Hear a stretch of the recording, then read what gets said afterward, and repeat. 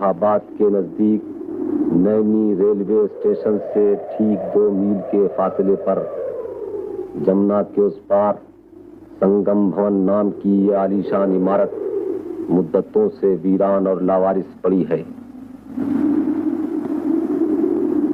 सुना जाता है कि बरसात की डरावनी रातों में जब मूसलाधार बारिश होती है तो आधी रात को एक कश्ती कहीं से आकर इस महल के सामने जमुना के दरमियान डूब जाती है और महल से किसी के रोने की आवाजें आने लगती हैं।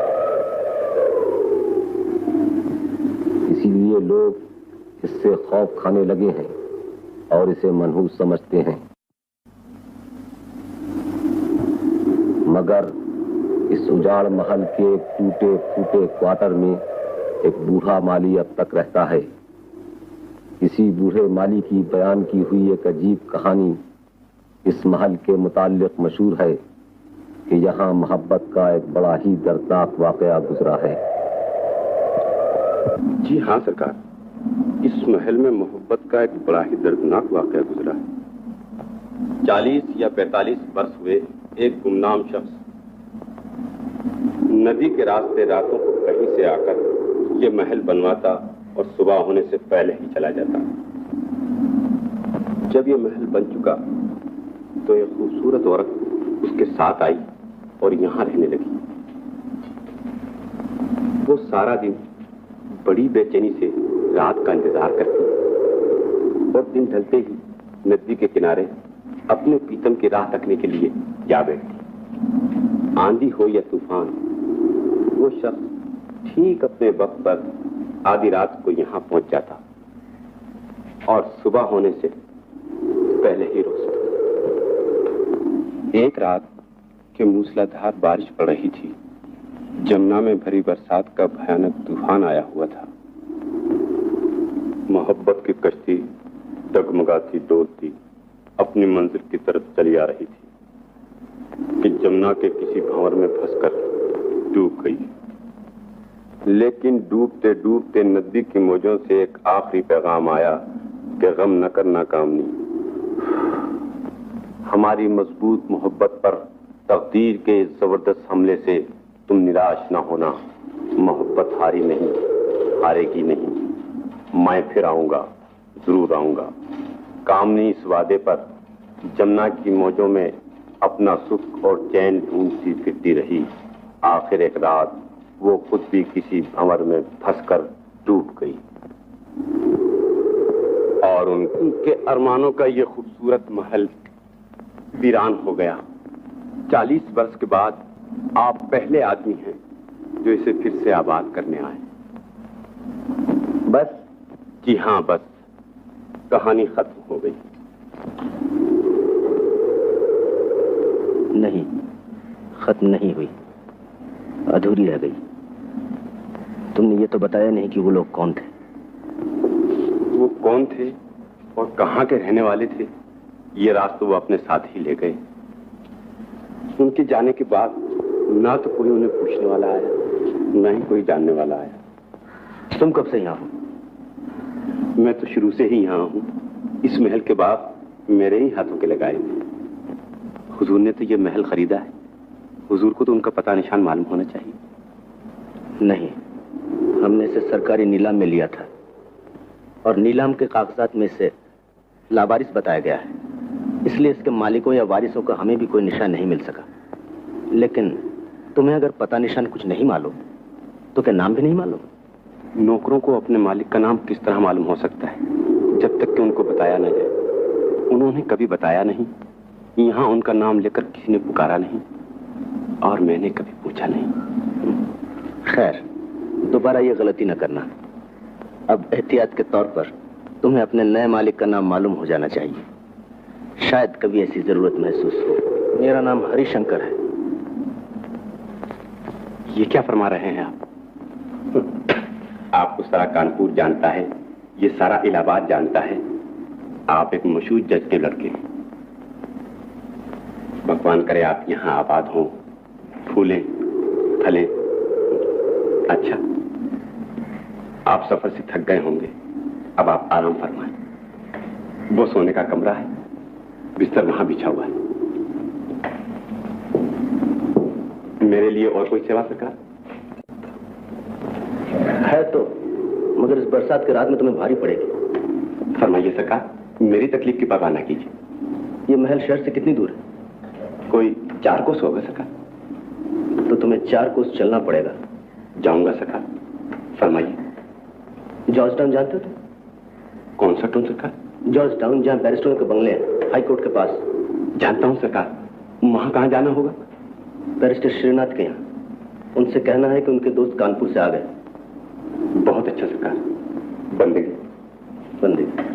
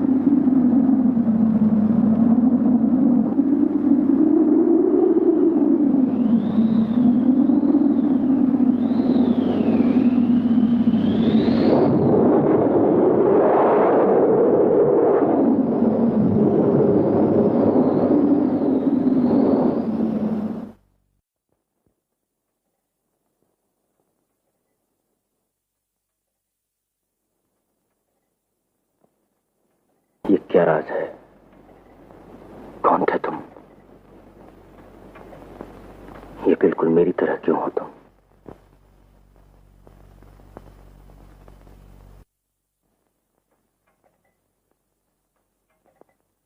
कहीं मैं तुम्हारा दूसरा जन्म तो नहीं हूं?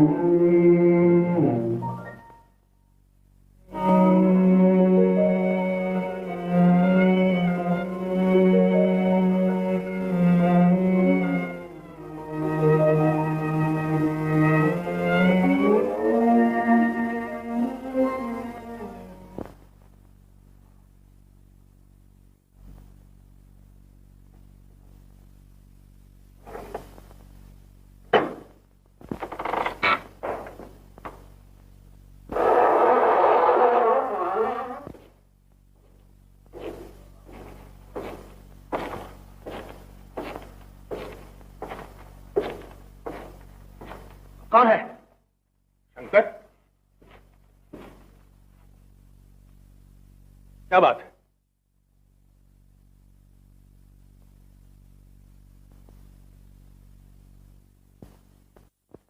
क्या बात है शंकर? क्या हुआ? जरा ठहरो, मुझे होश में आने दो। मैं जरा खामोश रहना चाहता हूं।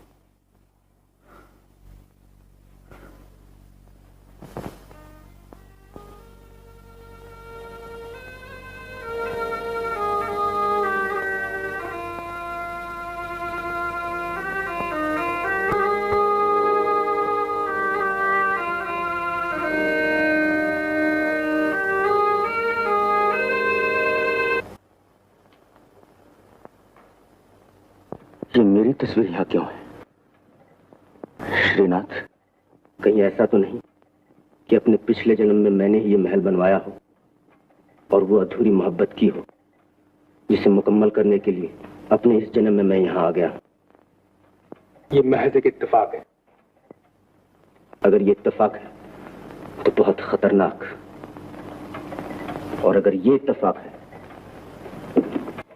तो वो मैंने क्या देखा? वो भटकती हुई रूह। दरअसल तुम पर उस माहौल का असर हो गया है। वो कुछ नहीं है, वो एक वहम था। नहीं, मैं वहम नहीं, हकीकत।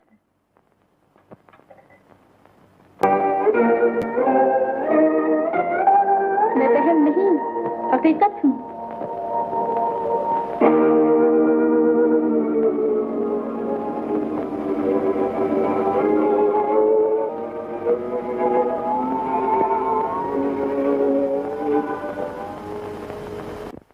वाकई ये मकान निहायत मनहूस और खतरनाक है, इसीलिए तुम्हारे पिताजी से खरीद कर पछता रहे हैं। तुमने बड़ी गलती की कि तुम आधी रात को अकेले यहाँ पहुंच गए। मैं इसलिए यहाँ अकेला आया था कि जो कहानी इस महल के बारे में मशहूर है उसकी मैं भी जरा तहकीक कर लूं। लेकिन मुझे क्या खबर थी कि यह दर्दनाक कहानी मेरी ही पिछली जिंदगी की निकलेगी। नहीं नहीं, यह बिल्कुल गलत है। आओ चलो। इतनी जल्दी तुम्हें धोखा नहीं खाना चाहिए। तुम अच्छे खासे पढ़े लिखे समझदार आदमी हो, जरा अपनी अक्ल से भी मशवरा करो। मेरे ख्याल में बेहतर यही है कि तुम कल रात ही की गाड़ी से कानपुर लौट जाओ।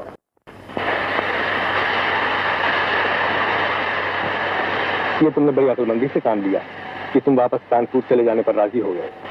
यहाँ इलाहाबाद में रहकर तुम उस मनहूस महल को नहीं भूल सकते थे और बड़ी उलझन में बात पड़ जाती है। ये तुम्हें मालूम ही है कि जज साहब मुझे कई बार हुक्म दे चुके हैं कि मैं जल्द से जल्द इस मुसीबत को, जो उन्होंने गलती से मोल ले ली है, बेच दूं या नीलाम कर दूं। और ये तुम भी जानते हो कि जज साहब के मिजाज के खिलाफ कोई कदम उठाना कितनी खतरनाक गलती है। बेशक, वैसे भी तुम्हें ऐसे खतरनाक खेलों से बचना चाहिए, क्योंकि तुम्हारी जिंदगी और तुम्हारे दिलो दिमाग पर तुम्हारी मंगेतर का हक है। तुम उसकी अमानत। हाँ, मगर महल को बेचना मत। पिताजी को समझा देना कि वो बिक नहीं सकेगा। उसके बिकने से शायद मुझे सदमा होगा और वो मुझे उम्र से याद रहेगा।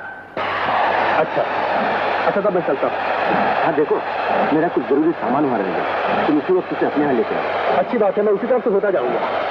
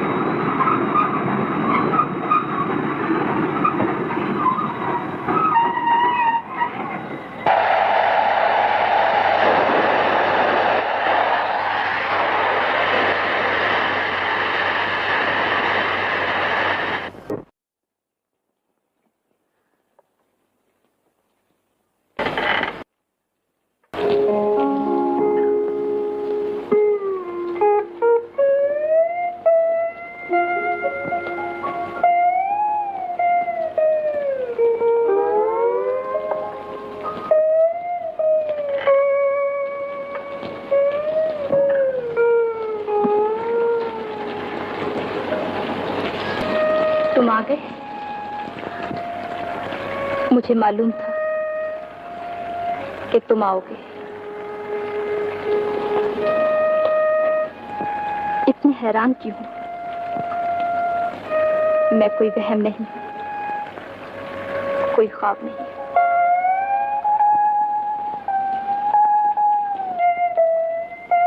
मुझे गौर से देख लो।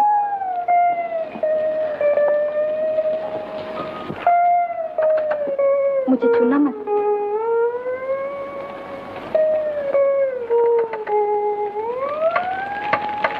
मुझे सिर्फ देखो, मुझसे बातें करो। कौन हो तुम? शंकर।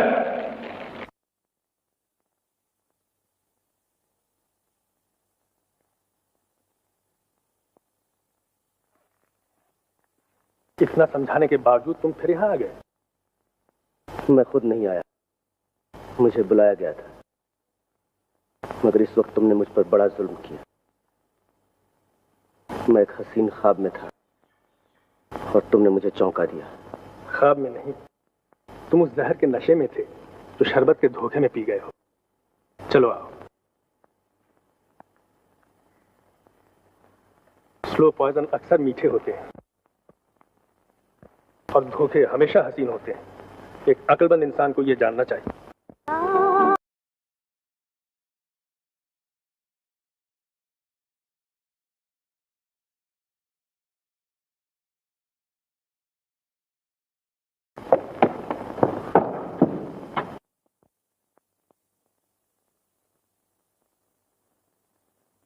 आएगा आएगा आने वाला, आएगा आएगा आएगा आएगा आने वाला।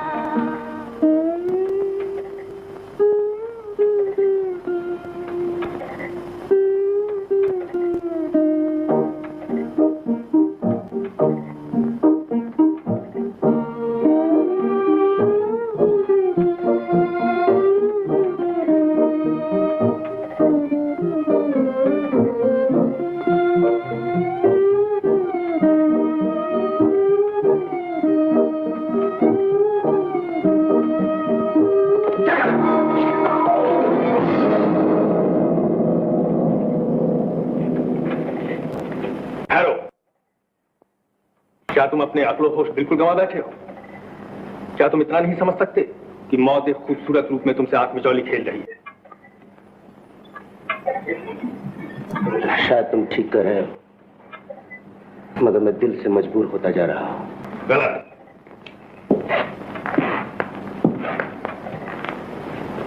इंसान के पास सिर्फ दिल ही नहीं, दिमाग भी है।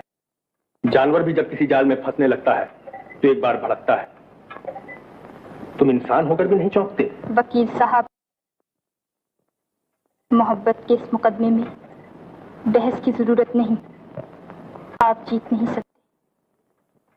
आओ आओ। कहाँ जा रहे हो? वकील साहब,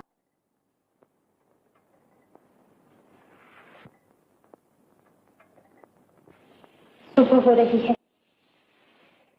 मैं जा रही हूँ। लेकिन मैं आपसे ये कहे जाती हूँ, मेरे और उनके दरमियान आने की कोशिश न कीजिए, वरना पछताइएगा आप।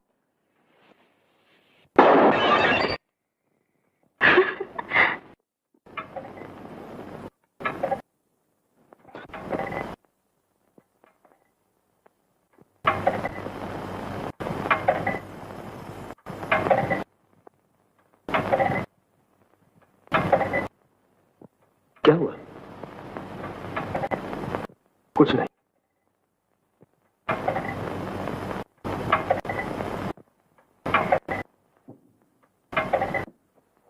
कौन? मालिक सरकार। क्या हुआ सरकार? ये धमाका कैसा था? इधर आओ। फरमाइए। तुमने इस महल की हमें जो कहानी सुनाई थी, उसमें तुम एक खास बात कहना भूल गए थे। कौन सी हुजूर? ये कि इस महल में जिस औरत से मोहब्बत की गई थी उसकी रूह यहाँ भटका करती है। नहीं तो सरकार, लेकिन हम उसे कई बार देख चुके हैं। हुजूर को शुबा हुआ होगा। मुझे तो यहाँ 40 साल गुजर गए, मुझे तो कभी न कभी दिखाई देती। अजीब बात। अच्छा तुम जाओ। चाय भिजवा दूं सरकार?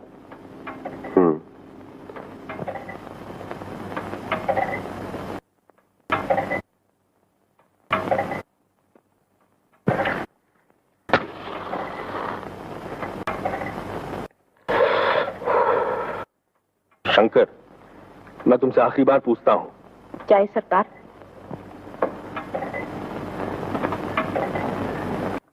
रख दो यहीं।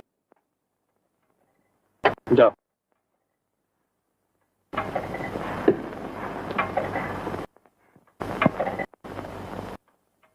मैं तुमसे आखिरी बार पूछता हूं, क्या तुम ये मनहूस मकान नहीं छोड़ोगे? नहीं। तो फिर इस अंगारों के खेल में तुमने मर जाने की ठान ली है। अंगारों के इस खेल का अगर यही अंजाम है तो मुझे इसमें भी कोई एतराज नहीं। तो फिर मुझे ये मकान बेच देना पड़ेगा। हरगिज नहीं, तुम इसे नहीं बेच सकते। वो देखा जाएगा।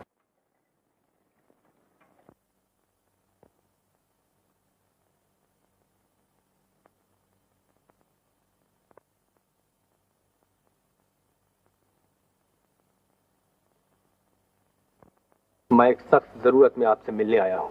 वही तो मैं भी हैरान हूँ, आप और मुझ नाचीज की यहाँ। आप तो कभी इस रास्ते से भी नहीं गुजरते। फरमाइए, किस लिए तकलीफ की? मेरे एक बहुत ही अजीज दोस्त एक औरत की भटकती हुई रूह के फरेब में बुरी तरह फंस गए हैं, और ये मामला इतना खतरनाक होता जा रहा है कि बहुत जल्द या तो वो दीवाने हो जाएंगे या मर जाएंगे। तो मैं चाहता हूँ कि किसी तरह उनकी तवज्जो उधर से हट जाए, ताकि हमें उनकी शादी करने के लिए कुछ वक्त मिल सके। आप दोनों चूंकि लोगों के ख्यालात बदल देने में काफी तजुर्बा और शोहरत रखती हैं, इसीलिए मैं आपके पास हाजिर हुआ हूँ। मगर हम तो खुद जहर हैं, आप हमसे दवा का काम लेने आए हैं। उल्टी बात।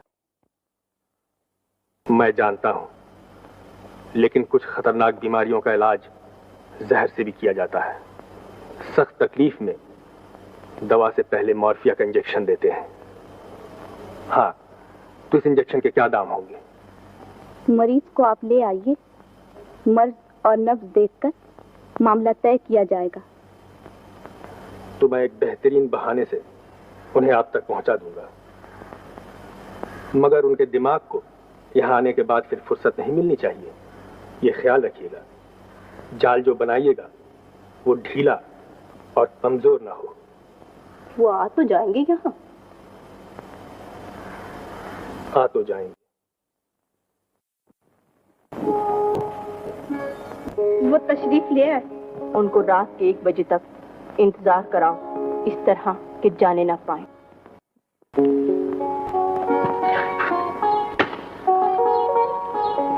माफ कीजिए, आपको इंतजार करना पड़ेगा। कितनी देर? कुछ देर।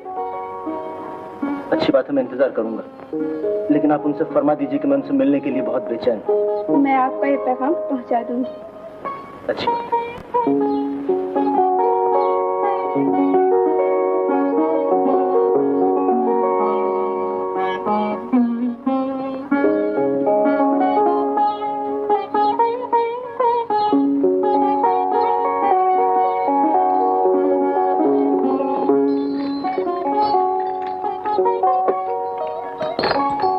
अब भी इंतजार खत्म हुआ या नहीं? आप उकता तो नहीं गए? जी नहीं, लेकिन तो कुछ देर और इंतजार कीजिए। लेकिन इस घर की कुछ देर कितनी देर की होती? बरसों की तो नहीं होती? बरसों की भी होती है, लेकिन आपके लिए चंद घंटों की है। यहाँ का दस्तूर है, जैसा आदमी वैसी भी।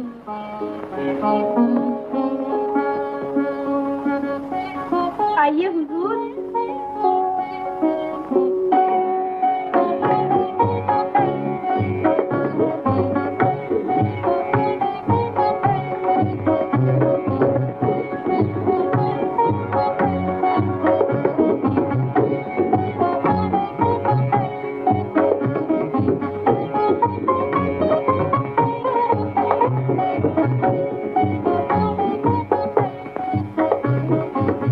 आइए।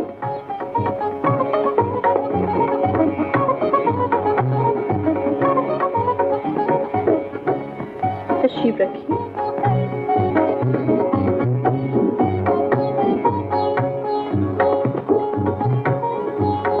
माफ कीजिए, आपको काफी इंतजार करना पड़ा। मालूम होता है आप हमारे मेहरबानों में से हैं।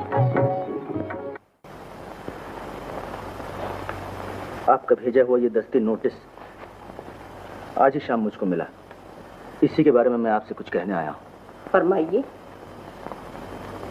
इस नोटिस के जरिए मुझे बताया गया है कि वो महल जिसका नाम संगम भवन है आपने खरीद लिया, लिहाजा मुझे जल्द से जल्द उसे छोड़ देना चाहिए। मगर मैं उसे नहीं छोड़ सकता, इसलिए आपके पास ये इल्तिजा लेकर आया हूं कि मुझ पर रहम फरमाइए, उसे मेरे हाथ बेच दीजिए। आप जो भी कीमत तलब करेंगी मैं मंजूर कर लूंगा और जिंदगी भर आपके इस भारी एहसान से दबा रहूंगा।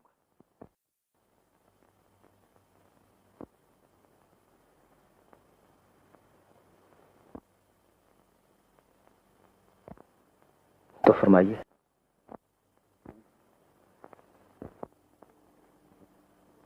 इतनी इल्तिजा से अगर आप हमको भी मांगते तो हम इनकार नहीं कर सकते थे। अच्छा हुआ आपने अपने इन लफ्जों में हमसे हमारा दिल नहीं मांगा। मकान हम वापस कर देंगे आप, लेकिन एक शर्त। क्या? हमने सुना है आप तस्वीरें बहुत अच्छी बनाते हैं। कहिए। तो एक तस्वीर हम दोनों बहनों की ऐसी बना दीजिए जिसके देखने से ये मालूम हो कि जादू एक है और मंत्र दो। मैं समझा नहीं। आप नहीं समझे? तीर एक, कमाने दो, निगाह एक, आंखें दो। मैं अब भी आपका मतलब नहीं समझ सका। अच्छा ठहरिए, मैं समझाती हूँ। चांदनी, सांस छेड़ो।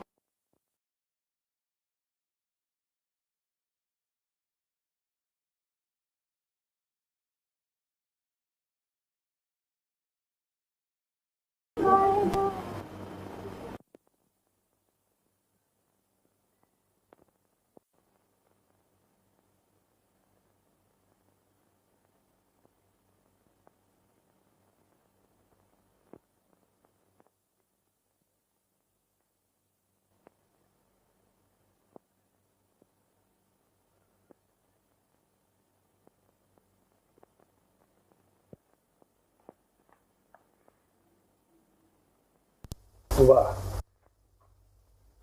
मैंने तो आपके शिकार को आपके जाल के नीचे ला डाला और आप फंदे तक नहीं खींच सके। सारा खेल बिगाड़ दिया आप। पंछी एक बार जाल से निकल चुका, अब वो और ऊंचा उड़ेगा। खैर, अब मैं कोई दूसरा रास्ता अख्तियार करूंगा।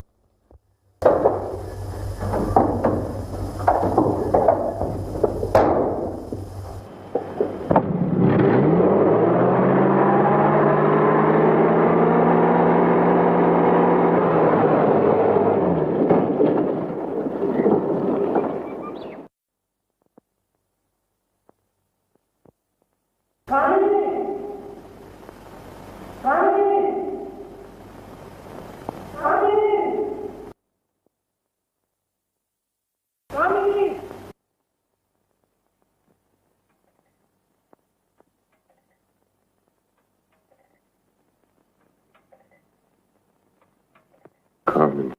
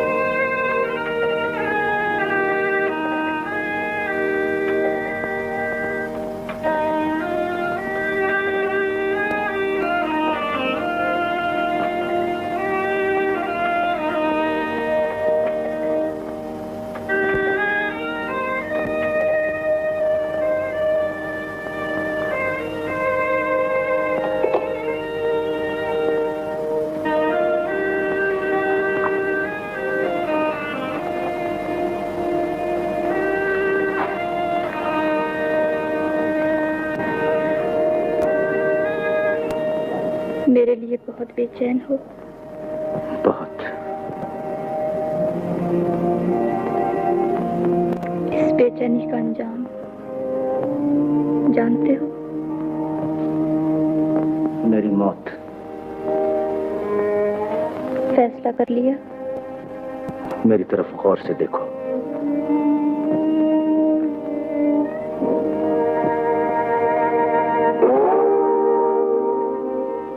जब आपकी जरूरत है।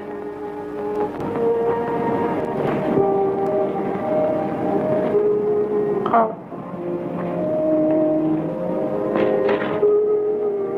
चलो मरने के लिए।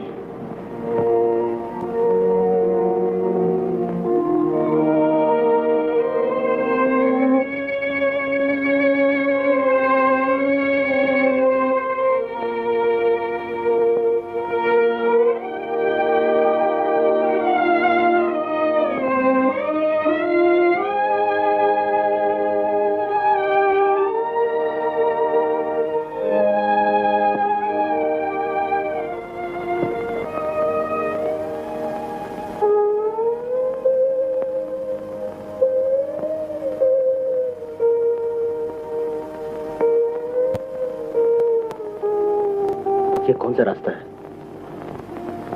तुम्हें याद नहीं रहा? तुम्हें तो कुछ भी याद नहीं रहा। इंसान अपने पिछले जन्म की हर बात भूल जाता है। इसीलिए तुम भूल गए हो कि तुम्ही ने पिछले जन्म में मेरे लिए ये महल बनवाया था।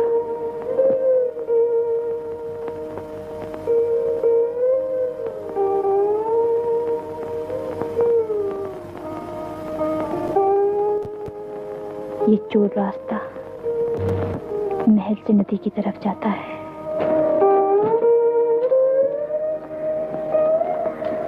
तुम इसी रास्ते से मुझसे मिलने आया करते थे, लेकिन मैं अब तक आत्मा हूँ, इसीलिए मुझे तुम्हारी और अपनी पिछली जिंदगी की एक एक बात याद है। वो तुम्हारा दीवानगी के साथ मुझसे मोहब्बत करना, वो दुनिया के दुश्मन रिवाजों से दूर तुम्हारा मुझे इस महल में लाके छुपा देना, वो मेरा अकेले दिन दिन भर तुम्हारे इंतजार में यहाँ तड़पना, वो तुम्हारा हर हाल में हर रात कोसों दूर से मुझसे मिलने आना, और एक रात इसी तरह यहाँ आते हुए तुम्हारा नदी की मौजों में उछल हो जाना और मेरा तुम्हारी याद में तड़प तड़प कर मर जाना। मुझे अच्छी तरह याद है, अच्छी तरह याद है। तुमने दूसरा जन्म ले लिया और पिछली जिंदगी के गमों से छुटकारा पा लिया, लेकिन मैं अब तक तुम्हारे लिए भटकती फिरती थी, तुम्हें ढूंढती फिरती थी, कभी मौत की वीरानियों में, कभी जिंदगी की गुंजान आबादियों में, कि तुम आए और मैंने तुम्हें पहचान लिया। मैं तुम्हें याद नहीं हूँ, लेकिन मेरी मोहब्बत तुम्हारे दिल में बहुत पुरानी है, वही तुम्हें यहाँ खींच लाई है और उसी ने तुम्हें फिर मुझ पर मरने के लिए आमादा किया है, क्योंकि सिर्फ यही हमारे मिलाप का रास्ता है। तुम्हारे मर जाने से तुम्हारे शरीर की ये दीवार जो हमारे दरमियान खड़ी हो गई है गिर जाएगी और आत्मा आत्मा से मिल जाएगी।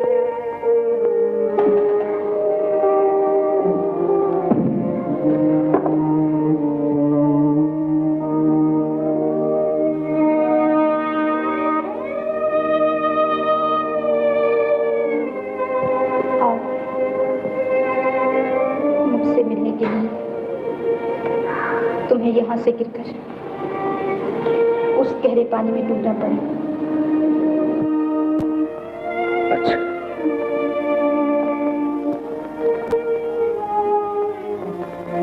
लेकिन जरा ठहरो,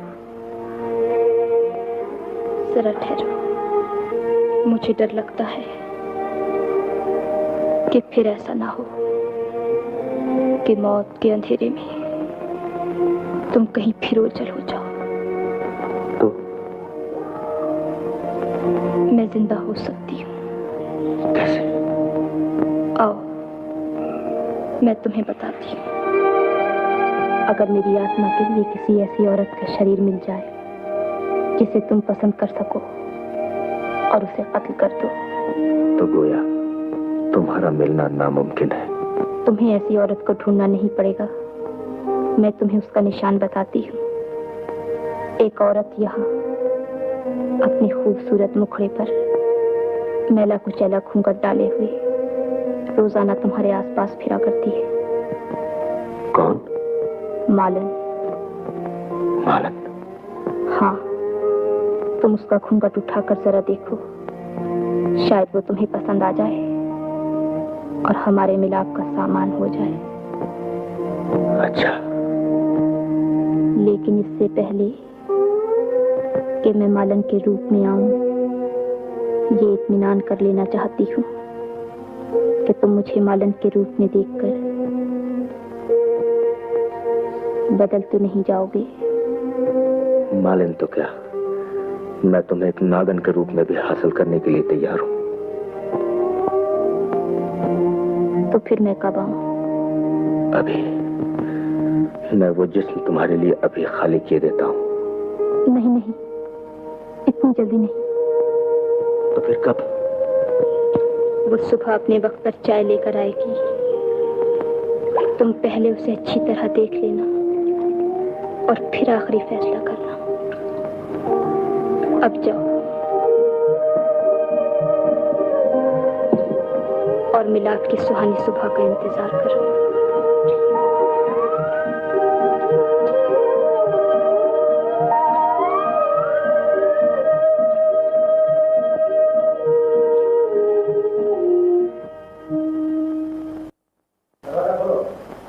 सरकार? सरकार? हाँ, कहिए। चाय आज जरा जल्दी चाहिए। बहुत अच्छा। क्या बात है सरकार? कुछ नहीं, तुम चाय जल्दी भिजवा देना।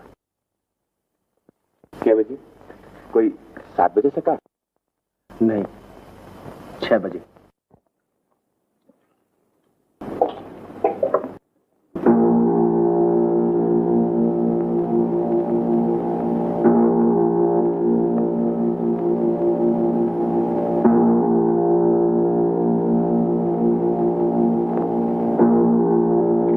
आशा, जाग उठो।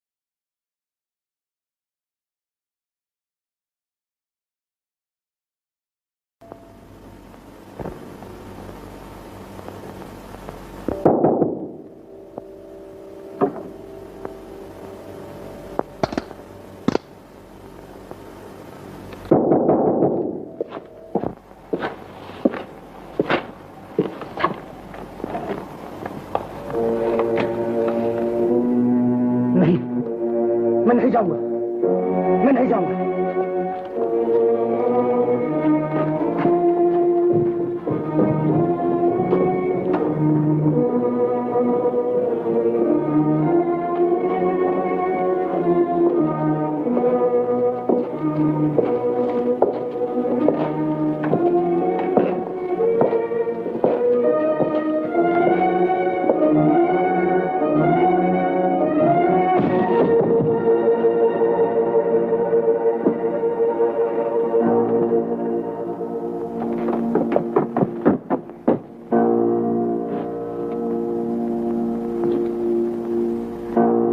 ये मर गया? जी नहीं, जिंदा है। तो ले चलो।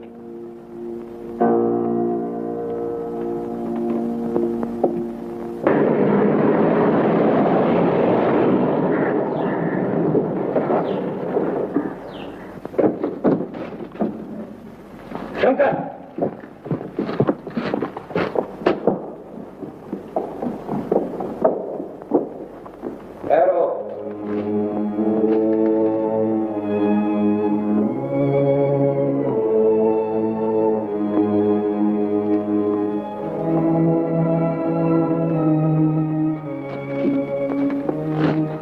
श्री तुम अंदर जाओ।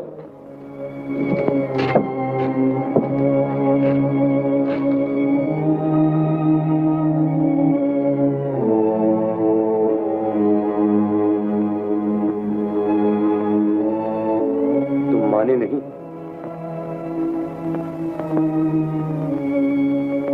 इधर आओ।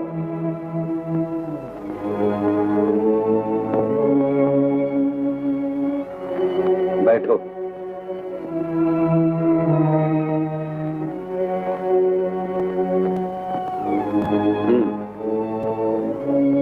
तुम एक परछाई के पीछे भागते भागते मर जाना चाहते हो? तुम बगैर किसी कसूर के अपनी मंगेतर के साथ अन्याय करना चाहते हो? इधर देखो। तुम जीते जागते इंसानों का खून निचोड़कर मुर्दों को छिड़कना चाहते हो? यही चाहते हो ना? तुम जाना चाहते हो? जा सकते हो,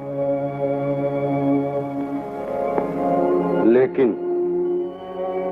मुझको रास्ते से हटाकर, और मैं वो भारी पत्थर हूं जिससे ठोकर खाए बगैर तुम अपनी बर्बादी के रास्ते पर आगे नहीं बढ़ सकते, समझे? और अगर जा नहीं चाहते हो तो लो लो लो।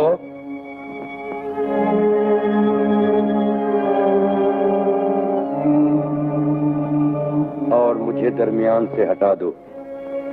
श्री को मैंने इसीलिए हटा दिया ताकि मेरे और तुम्हारे दरमियान जो कुछ निपटेगी उसका कोई गवाह न हो।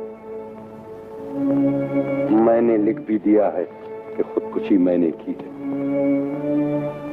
उठाओ पिस्तौल। देखते क्या?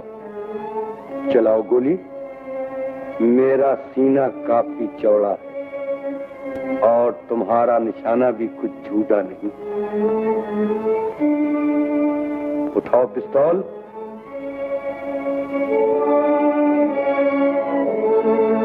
चलाओ गोली।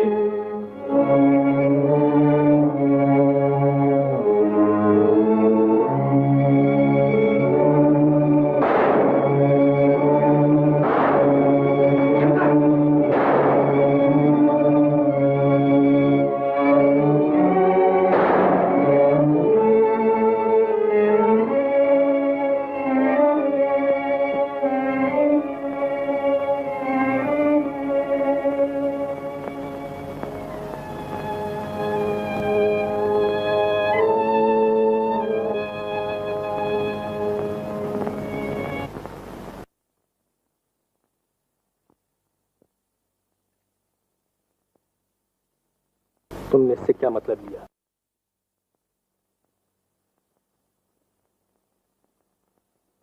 मैं भी कभी खुश था।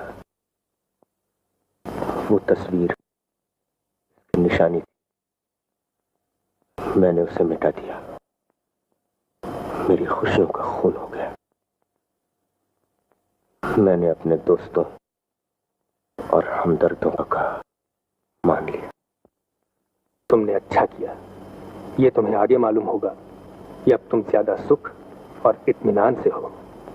तकलीफ ऑपरेशन के उस नश्तर से भी होती है जो इंसान की भलाई के लिए उसके जख्म में चुभोया जाता है। एक दिन तुम इस जख्म की टीस और इस ऑपरेशन की तकलीफ को बिल्कुल भूल जाओ। हाँ, मैं भूल जाऊंगा, मैं अपने दिल को कुचल डालूंगा, मैं उसे भुला दूंगा, मैं भुला दूंगा। घूंघट में लिपटी हुई दुल्हन भी क्या चीज होती है, मुट्ठी में बंद उस पासे की तरह जो खुल जाने पर पौबारा कर देता है, या चौपट। बताओ, तुम क्या कर देने वाली हो? किस तरह खुलोगी? मेरे हक में या मेरे खिलाफ? इस वक्त तुम मेरी तकदीर बनी बैठी हो और मेरा दिल धड़क रहा है कि न जाने तुम कैसी हो। कैसी हो? खूबसूरत हो, खूबसूरत होना।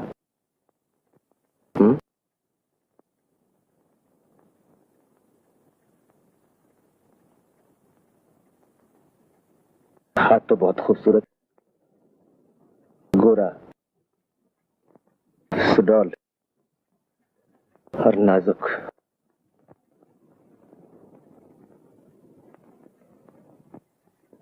अब मैं इत्मीनान से घूंघट उठाकर अपनी तकदीर देख सकता हूं। शर्माती हो मुझसे? रोशनी से? अच्छा,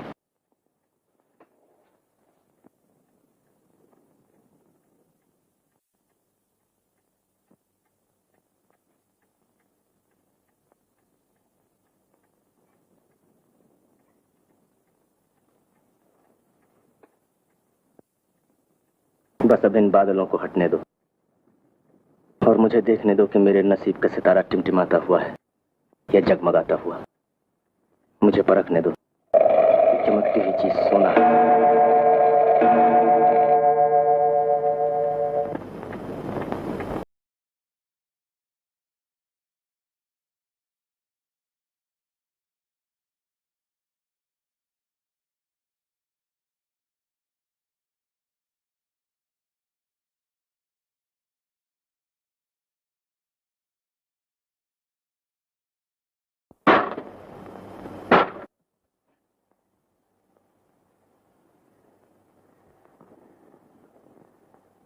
शुक्रिया,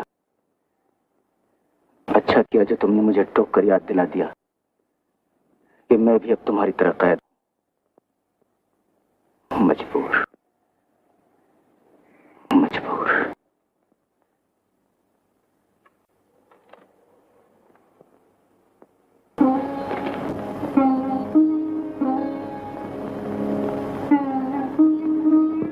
क्या हुआ रंजना? मेरा बड़ा सख्त अपमान हुआ भाभी।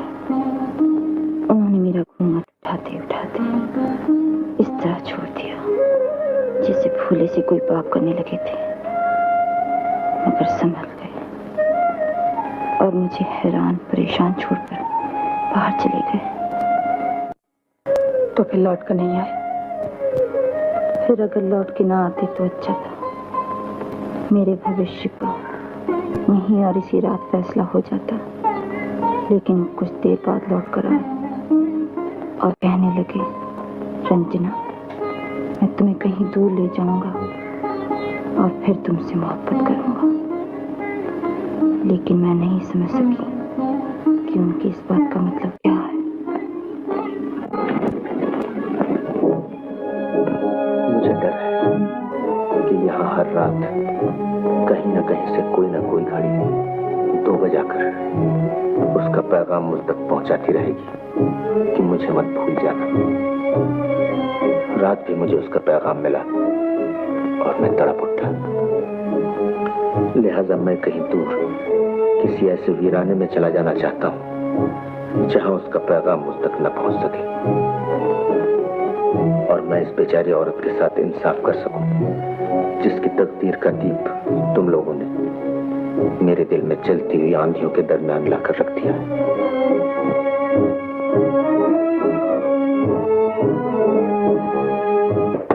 पोस्टमैन,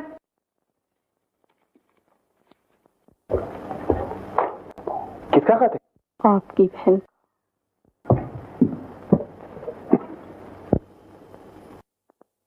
दो साल हो गए, लेकिन भाभी सुहाग रात का पड़ा हुआ घूंघट मेरे चेहरे पर अब तक पड़ा है और मुझे कुछ ऐसा मालूम होता है कि ये घूंघट यूं ही मेरे संग चिता तक जाएगा, क्योंकि मैंने भी अपने दिल में ये ठान ली है कि जब तक वो खुद मेरा घूंघट नहीं उठाएंगे मैं भी अपनी शक्ल उन्हें नहीं दिखाऊंगी।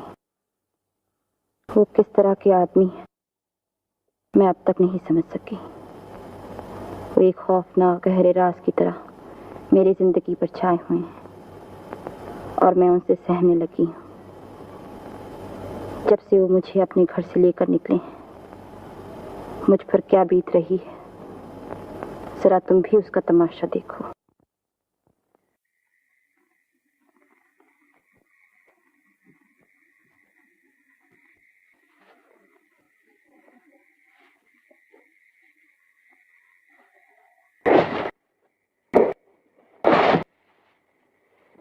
चला नहीं जाता। जरा हिम्मत से काम लो रंजना, तुम्हें तभी मेरे साथ जिंदगी का काफी सफर तय करना बाकी। मैं बहुत थक गई।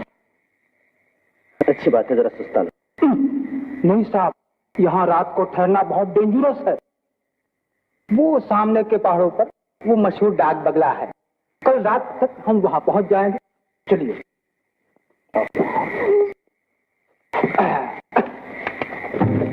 खबरदार। क्या है? वो नीचे क्या है? वो आग का दरिया कैसा बह रहा है? वो आग की दरिया नहीं है। इस कंट्री का जंगली लोग अपने देवता के मंदिर में एक अपराधी औरत को परीक्षा को लिए ले जाते हैं। कैसी परीक्षा? उसका पति ने बेवफाई का जो दोष इस पर लगाया है वो ठीक है या नहीं, वो ये कैसे मालूम करें? वो देवता के सामने नाचेगी और इस नाच का बीच में पुजारी एक एक करके 4 छुरा उसको फेंक कर मारेगा। अगर उसमें से एक छुरा भी नहीं लगा तो वो निर्दोष मान ली जाएगी। अजीब मंजर होगा। क्या हम वहां चल सकते हैं? नहीं, हम वहां नहीं जाएंगे। क्यों? वो मरेगा नहीं, निर्दोष होगी। ये तो पुरुष ही बड़े शक्की होते हैं। आइए। खबरदार, खबरदार।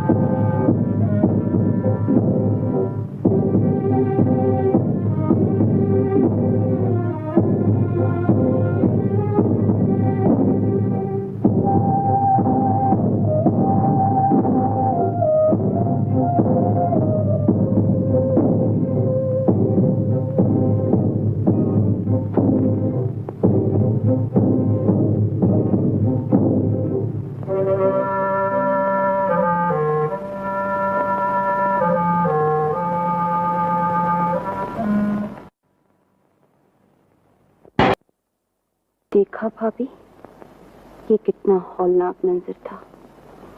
वो ऐसे ही हौलनाक मंजरों से मुझे टहलाते हुए न जाने किस अंजाम की तरफ ले जा रहे हैं, और वो अंजाम भी कितना भयानक होगा जिसके रास्ते इतने कठिन हैं। कदम कदम पर ठोकरें खाती हुई मैं इस अजीरन जिंदगी से घबराकर मैं चाहती हूँ कि मर जाऊं। क्या करूं? राय गलत होती ही जाती। इन 2-4 रूखे फीके लफ्जों से क्या होता है? इन लफ्जों का एतबार कर भी लूं तो जो कुछ बीत रही है उसे क्या स्वप्न समझ लूं, और अगर इसे स्वप्न समझ भी लूं तो ये स्वप्न ही कितना भयानक है, कितना डरावना है।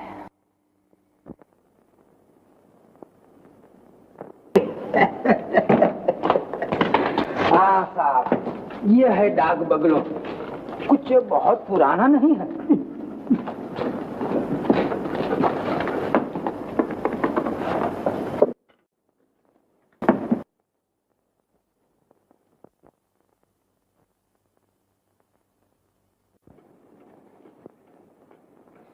हाँ, कितना सुकून है।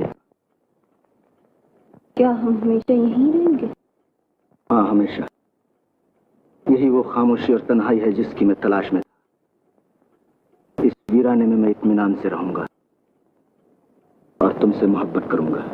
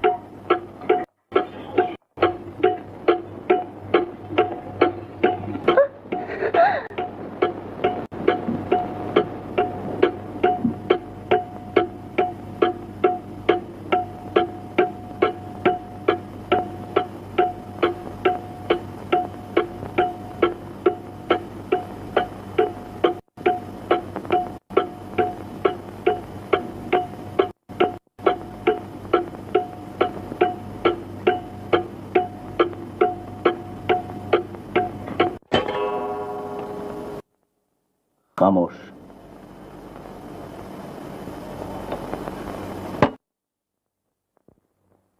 खामोश।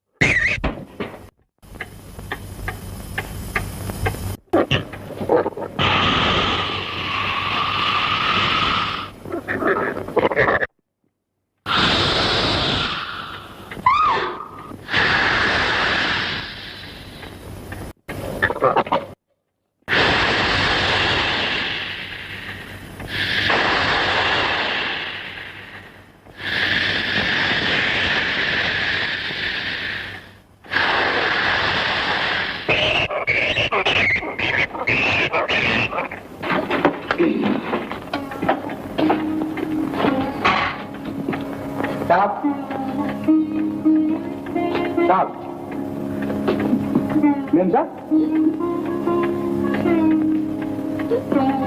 कौन रोता है?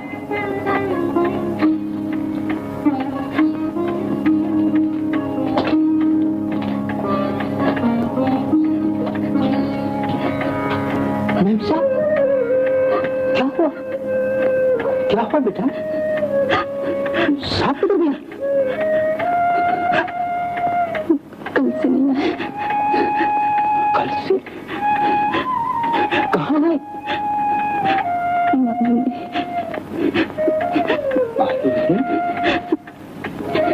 डेंजरस, बहुत डेंजरस।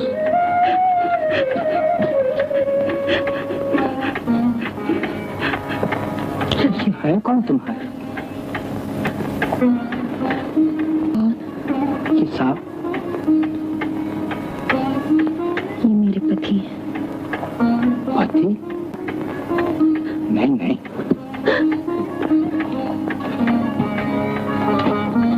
पति ऐसा नहीं होता।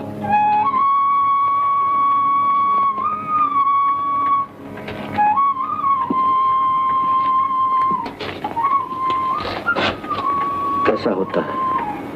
कैसा भी होता हो, मगर आप जैसा नहीं होता। ये सही है। आप मेम साहब को अकेला छोड़कर चला गया। वो बहुत रोता है। बुरा बात है, बहुत बुरा बात है।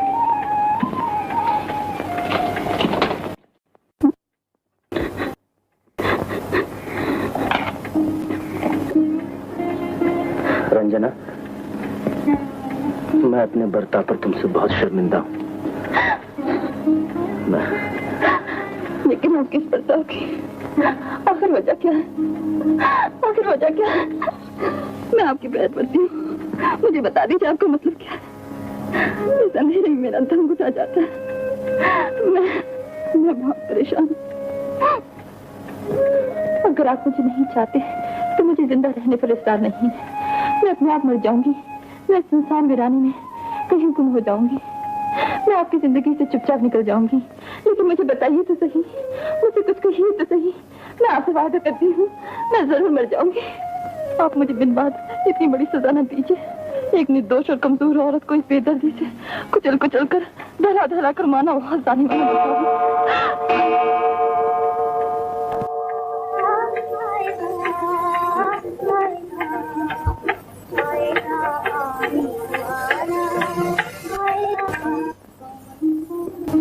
बस एक औरत की जितनी जिल्लत हो सकती थी वो हो चुकी। अब मैं और कुछ नहीं सह सकती। मैं ये राज जरूर मालूम करके रहूंगी कि ये कैसी दीवार है जो उनके मेरे दरमियान खड़ी है और जिससे मैं अपना सर टकरा टकरा कर लहूलुहान हो चुकी हूँ। मैं जिस खोलते हुए ज्वालामुखी की चोटी पर बैठी हूँ, अब मैं खुद ही उसका मुंह खोल देना चाहती हूँ ताकि जो कल होने वाला है वो आज हो जाए। अब मैं यही चाहती हूँ, यही चाहती हूँ, यही चाहती हूँ। नहीं रंजना, ऐसा मत करना, ऐसा मत करना। वो ऐसा नहीं कर सकती। हम जाकर उसे समझाएंगे। वो पागल हो गई है, इस तरह वो मर जाएगी।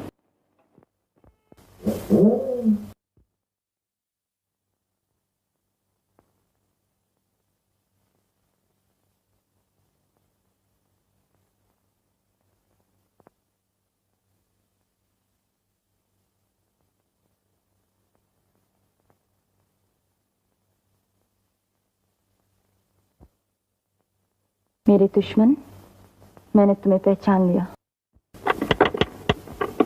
आज मैं तुमसे मालूम करूंगी ये क्या राज है कि जब भी वो मेरे पास आने लगते हैं तुम उन्हें टोक देती हो। अब किसका पैगाम है जो तुम उन्हें पहुंचाते हो?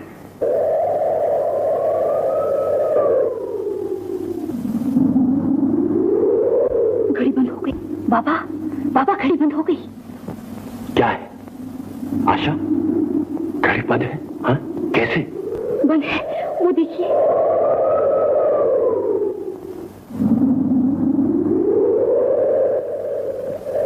ये तो कभी बंद नहीं हुई। ये तो बहुत बुरा शुगुन है।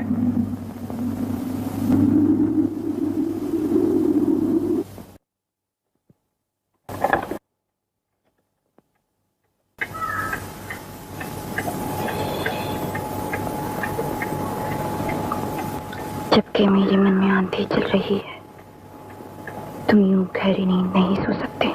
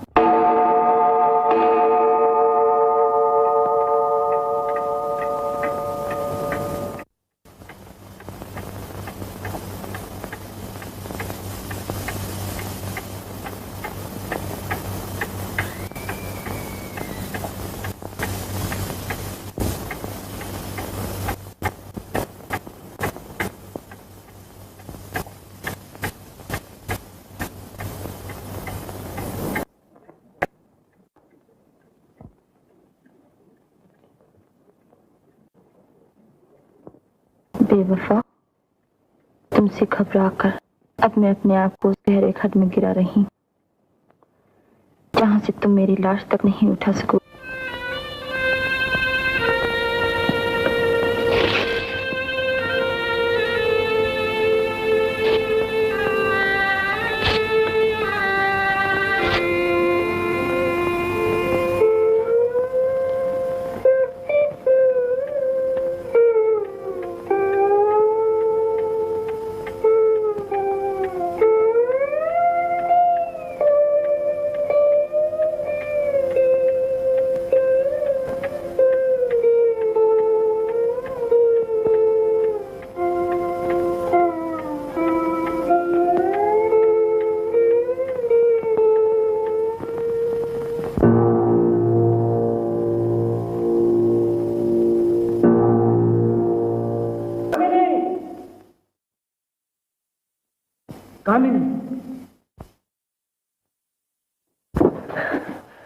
मैं आ गया कामिनी, मैं आ गया।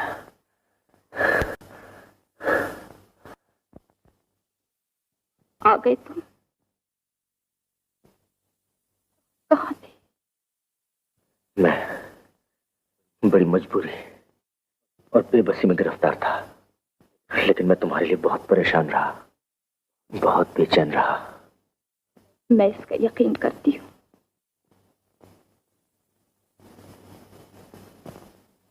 तुम्हारे बोलने के अंदाज और तुम्हारी उखड़ी हुई सांसों की आवाज से मैं इसकी गवाही सुन रही हूँ कि तुम मेरे लिए बहुत बेचैन थे। मुझे अब तुमसे कोई शिकायत नहीं। इस बार क्या फैसला करके आए हो, मैं ये जानना चाहती हूँ।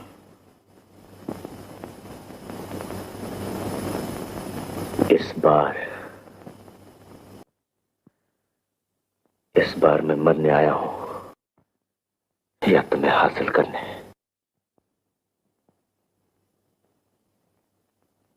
हाँ, मुझे हासिल कर लो। मालन अब तक जिंदा है, तक उसी तरह खूबसूरत है। मैं अब तक तुम्हारे लिए भी कल हूं और मैं एक बार करती हूं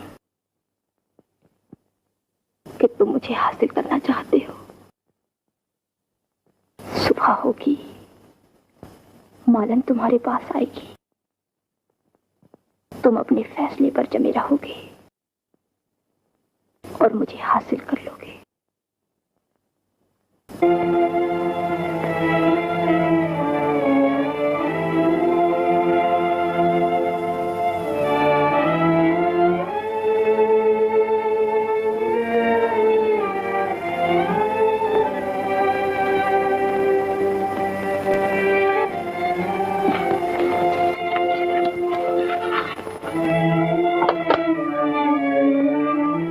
नमस्ते भाभी।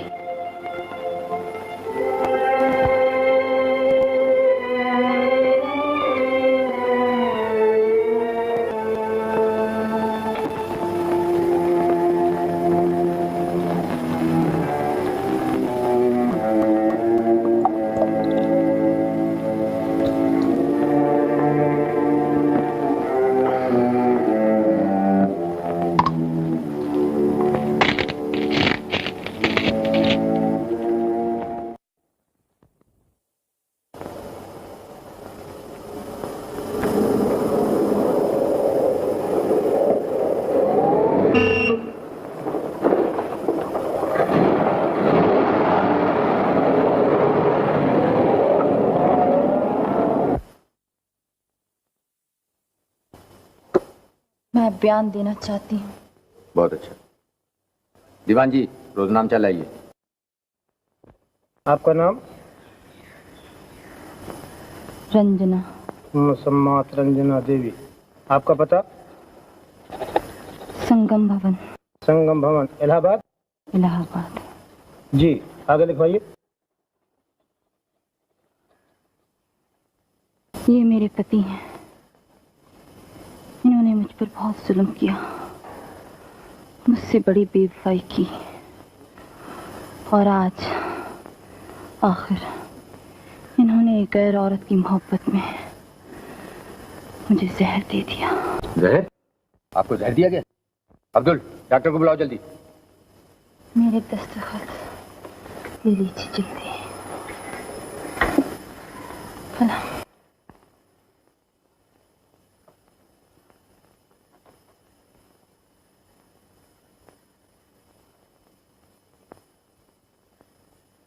निशानी अंगूठा लीजिए।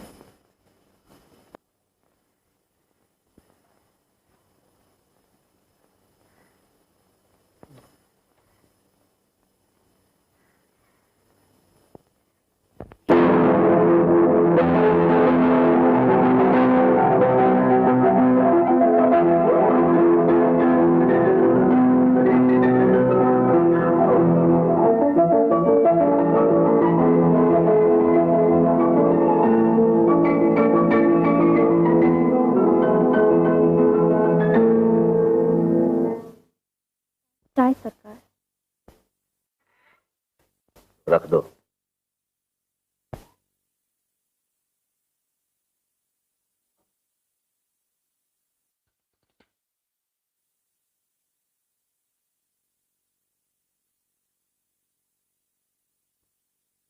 क्या तुम बहुत खूबसूरत हो? फरमाइए। मैं तुम्हें देखना चाहता हूं। अपना घूंघट उठाओ। कौन? पुलिस। क्या है? आप गिरफ्तार किए जाते। क्यों? तुमने कत्ल किया? नहीं। तुमने कत्ल किया? तुम अपनी बीवी से नफरत करते थे और इसी नफरत की वजह से तुमने उसे धोखे से जहर देकर मार डाला। नहीं। यकीनन तुम अपनी बीवी से नफरत करते थे। तुमने अपनी बीवी की सूरत जिंदगी में एक बार भी नहीं देखी। तुमने उसे देखा? हाँ। तुम झूठे हो। तुमने अगर उसे देखा है तो ये लो और इन मुख्तलिफ तस्वीरों में से पहचानो उस औरत की तस्वीर कौन सी है जिसने अपनी जिंदगी का एक जमाना तुम्हारे साथ गुजारा। यही है तुम्हारी बीवी। इनमें से कोई भी तुम्हारी बीवी नहीं थी। बेशक तुम उसे नहीं पहचान सकते, होने ना कभी नहीं छुप सकता। तुमने खुद गवाही दी कि तुमने अपनी बीवी को कभी नहीं देखा क्योंकि तुम उससे नफरत करते थे। तुमने उस पर जुल्म ढाए जिसकी गवाह तुम्हारी मजलूम बीवी की ये चिट्ठियां हैं। तुमने उसे कत्ल किया जिसकी गवाह तुम्हारी बीवी की ये फरियाद जो पुलिस के रजिस्टर पर उसके दस्तखतों के साथ मौजूद है। आशा मालान वलद कृष्णा माली हाजिर है।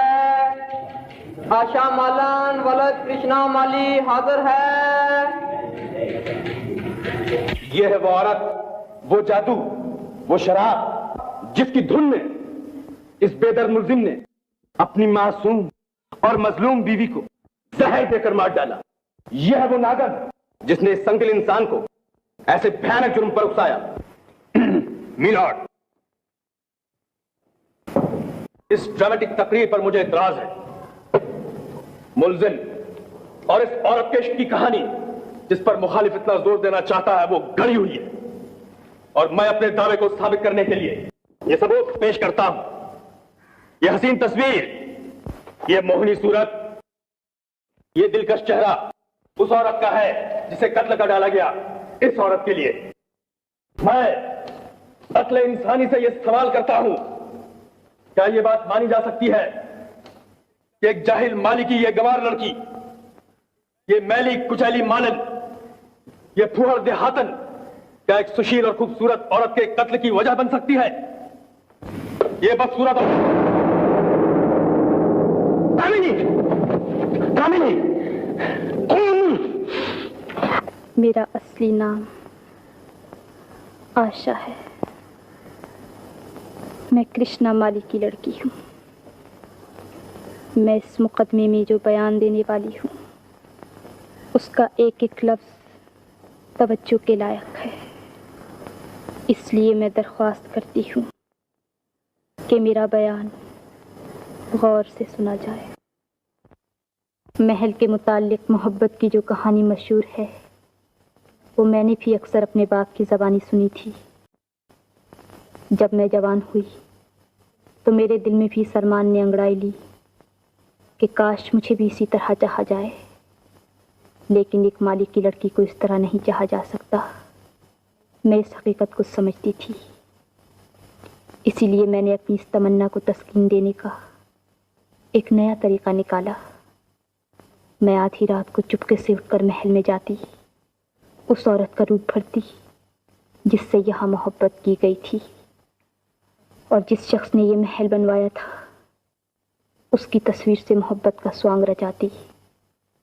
आहिस्ता आहिस्ता मैं इस वहम में गिरफ्तार हो गई कि मैं ही वो औरत हूँ, और मैं इस तस्वीर से सचमुच मोहब्बत करने लगी।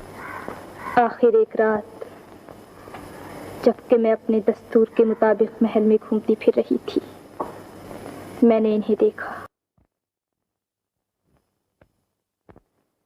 पहले तो मैं घबरा कर छुप गई, लेकिन फिर जो मैं इन्हें गौर से देखने आई तो हैरान रह गई। ये वही थे जिनकी तस्वीर महल में मौजूद थी, ये वही थे जिनका मैं बरसों से इंतजार कर रही थी, और ये फिर जन्म लेकर यहाँ आए थे। मैं नजदीक ही छुपी हुई इन्हें देख रही थी। ये अपनी तस्वीर से सख्त परेशान थे और मेरे बारे में भी बहुत हैरान। ये खुद ही मुझे अपनी कामनी की रूह समझ रहे। इनके इस वहम से फायदा उठाने का मैंने उसी वक्त फैसला कर लिया ताकि ये अच्छी तरह मेरी मोहब्बत में गिरफ्तार हो जाए, और इन्हें यकीन दिलाने के लिए कि वाकई मैं कामनी की बेकरार आत्मा हूं, मैंने महल के चोर रास्तों से खूब काम लिया। मुझे डर ये था अगर इस मोहब्बत के आगे बढ़ने से पहले इन्हें ये मालूम हो गया कि मैं माली की लड़की हूं तो मेरा सुहाना ख्वाब टूट जाएगा। और जब मुझे ये यकीन हो गया कि अगर अब इन पर यह बात जाहिर भी हो जाए कि मैं एक माली की लड़की हूं, फिर भी ये मुझसे नफरत नहीं करेंगे, तो मैंने अपने आप को इन पर जाहिर कर देने का फैसला कर लिया। मैंने इनसे कहा, मैं जिंदा हो सकती हूँ,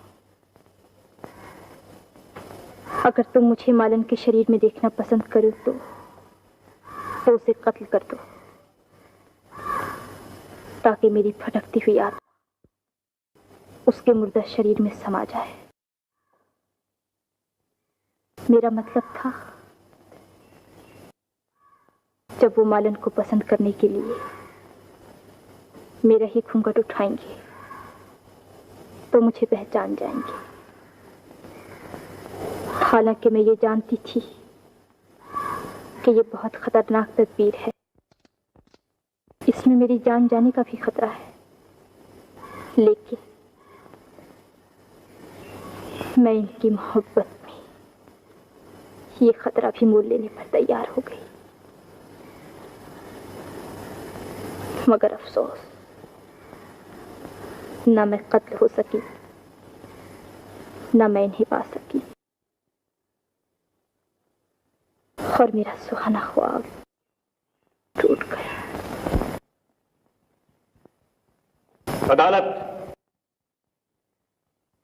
और हाज़रीन अदालत, मुल्जिम बिल्कुल बेकसूर है और बेगुनाह है। मैं इन पुरजोर अल्फाज के साथ अब अपना बयान सफाई शुरू करता हूं। यह दावा ही सरासर गलत है कि मुल्जिम ने अपनी अय्याशी के लिए एक औरत के बाद दूसरी औरत को कत्ल किया। यह एक महज कयास है, इसका सबूत कुछ नहीं। खून के ऐसे संगीन मुकदमे में बेदलील दावे करना, मनगढ़ंत कहानियां गढ़ना एक और खून बहाने के बराबर ही जुर्म है। किसी से बेपनाह मोहब्बत करना और उसे न भूल सकना, बताओ दुनिया की किस कानून की रूह से जुर्म है? मगर तुम्हारे मुल्जिम ने उसे फिर भी भूल जाने की कोशिश की, लेकिन तुम्हारी ही मजलूम औरत ने उन जख्मों को कुरेदा जो भर जाने वाले थे, उस आग को दहकाया जो सर्द हो जाना चाहती थी। उसने जुर्म किया जैसा कि खुद उसकी इन चिट्ठियों से जाहिर है। उसने जिद और झुंझलाहट में अपने आप को खुद ही ज्वालामुखी के दहाने में गिरा दिया। आज अगर तुम इस झुंझलाई हुई औरत की झुंझलाहट और क्रियाहट की सजा एक ऐसे बेकसूर शख्स को देना चाहते हो जो खुद ही मजलूम है, तो फिर कानून के ढेर इन सैकड़ों मुकदमों के फैसलों और इंसाफ की इन हजारों दास्तानों को भुला दो, जला दो। ऐ इंसाफ की होशियार निगाहो, इधर देखो। इन धुंधलाई हुई वीरान और उदास आंखों में झांको जिनमें बर्बाद जिंदगी की धूल उड़ रही है। ढूंढो इनमें कत्ल और खून की सुर्खी कहां है, और बताओ इनमें वो चिंगारियां कहां है जो एक खूनी की आंखों में चमकती है। गुनाह और बेगुनाही की जांच करने वालों, इस पर न जाना कि मेरे पास इस तगासे के जवाब में कागजी बात नहीं है। लिहाजा फैसला करते वक्त इंसाफ को कागज के बाटों में न तोल देना, यह न भूल जाना। कानून के निगहबानों, अपने मुल्जिम के दामन पर खून के धब्बों के बारे में फैसला करने से पहले यह अच्छी तरह परख लेना, अच्छी तरह इत्मीनान कर लेना कि ये खून के छींटे कहीं छिड़के हुए तो नहीं है। अब मेरे इन अदल अल्फाज को भी याद रखना जो हमेशा गूंजते रहेंगे कि मुल्जिम बेकसूर है, मुल्जिम बेकसूर है, मुल्जिम बेकसूर है, मुल्जिम बेकसूर है। लेकिन अदालत और जूरी की राय में मुल्जिम कसूरवार है। लिहाजा निहायत अफसोस के साथ मुल्जिम के लिए सजाए मौत का हुक्म तजवीज किया जाता है।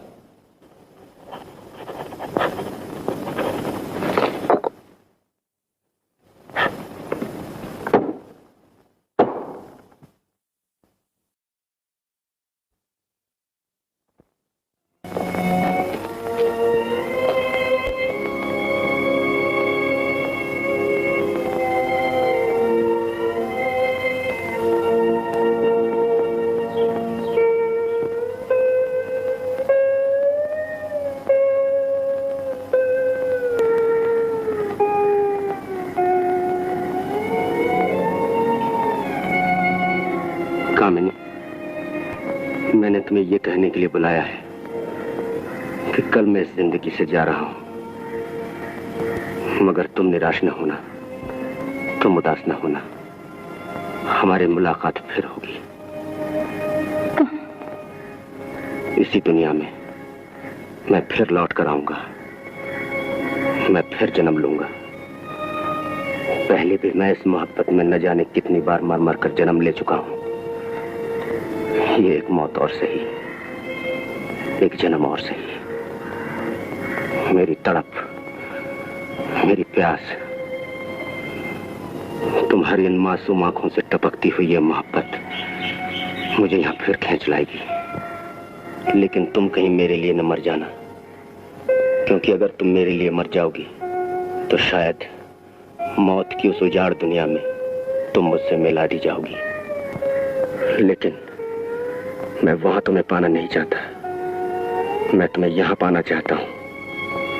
यहां मैं तुमसे मोहब्बत करता रहा हूं, यहां से मैं बार बार नाकाम जाता रहा हूं। यहां मुझे फांसी दी जा रही है, मैं यही तुम्हें पाना चाहता हूं।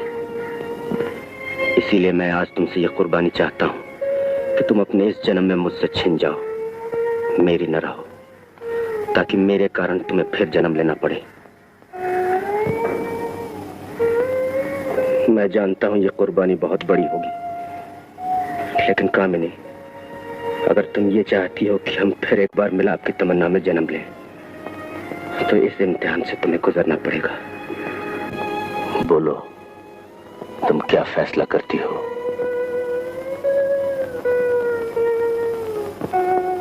तुम्हारे लिए, तुम्हें पाने के लिए मैं हर इम्तिहान से गुजर जाऊंगी। तुम बहुत कीमती हो और मैं तुम्हें पाना चाहती हूँ। ये कुर्बानी जो तुमने मांगी है, ये 1000 बार मरने से भी ज्यादा कठिन है, और एक औरत के लिए और भी कठिन। लेकिन तुम मुझे अगर इस कीमत में भी मिल जाओ तो ये सौदा मेरे लिए महंगा नहीं। मैं तैयार हूं। श्रीनाथ,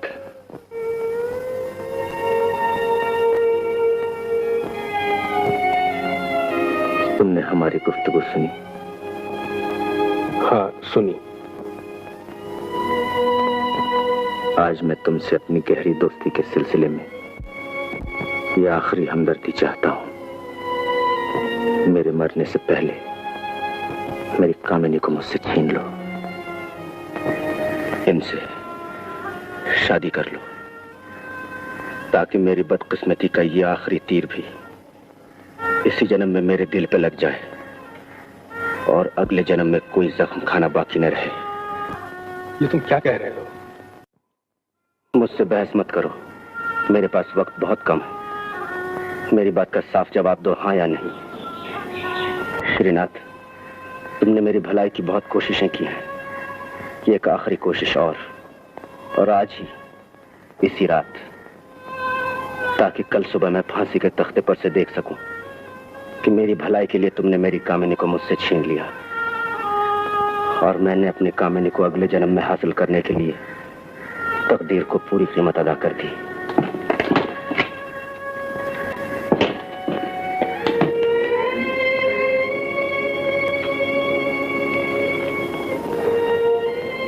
अब कुछ देर मेरी तरफ देखती रहो। मैं तुम्हें जी भर के देखना चाहता हूं। Hello,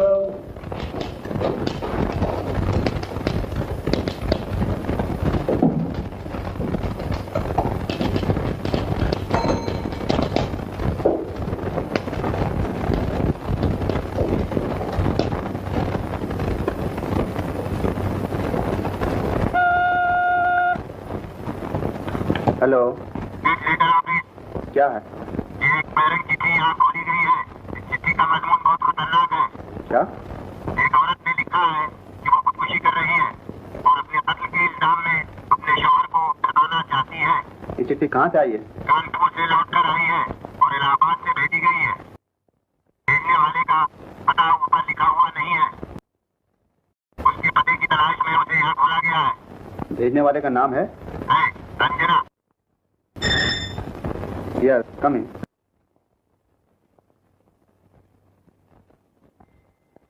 police headquarter.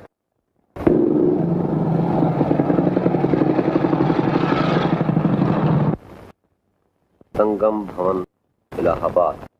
प्यारी भाभी, आखिर मैंने बड़े दिन के बाद उनका भेद पा लिया और ये जान लिया कि अफसोस वो मेरे नहीं और नई जिंदगी में वो मेरे हो सकते हैं। लेकिन मैंने हार नहीं मानी। वो मेरे ही। मैं अगर उन्हें यहाँ नहीं पा सकती तो मैं दूसरी दुनिया में उन्हें पाऊंगी, जिसकी सरहद मौत के पार। और उन्हें पाने ही के लिए मैं आज मौत के पार जा रही हूँ और उन पर ये इल्जाम लगाते जा रही हूँ कि उन्होंने मुझे जहर देकर मार डाला ताकि वो मेरे कत्ल के जुर्म में मौत की सजा पाकर मेरे पास पहुंच जाए। रंजन, ये है वो खत जो साबित करता है कि मरने वाली ने खुदकुशी की थी और ये उसके दस्तखतों के बारे में पुलिस की मुकम्मल रिपोर्ट है। और अब आपको जल्द से जल्द इन पर गौर करके इस नतीजे पर पहुंचना है कि आया गलत दलीलें और गलत सबूत इंसाफ को बहकाकर किसी बेकसूर को फांसी के फंदे की तरफ तो नहीं लिए जा रहे।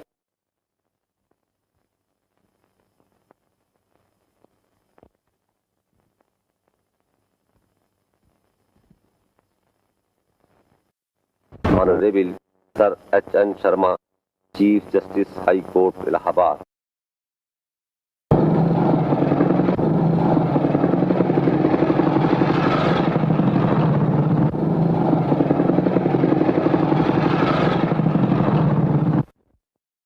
चीफ जस्टिस का हुक्मनामा है।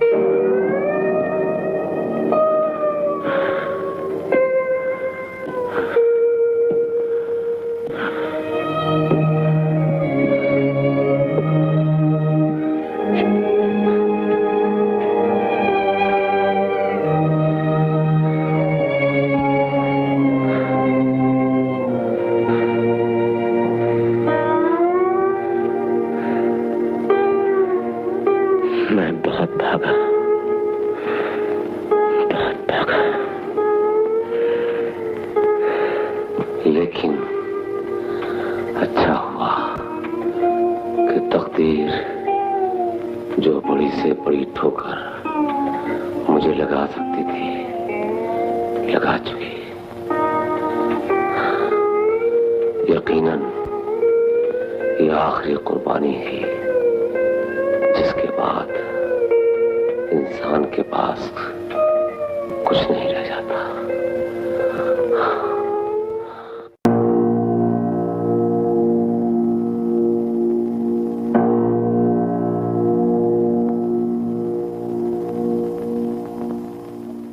मुझे सख्त अफसोस है कि मेरी हर हमदर्दी तुम्हें बहुत महंगी पड़ती रही और मेरी दोस्ती से तुम्हें बड़ा नुकसान पहुंचता रहा।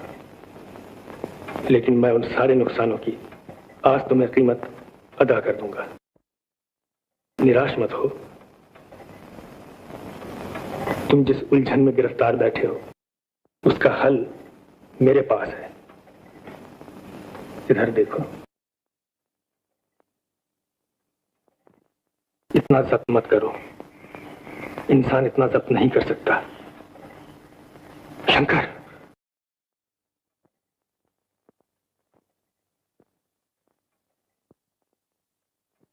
शंकर, तुमने बड़ा जब्त किया। इंसान इतना जब्त नहीं कर सकता था।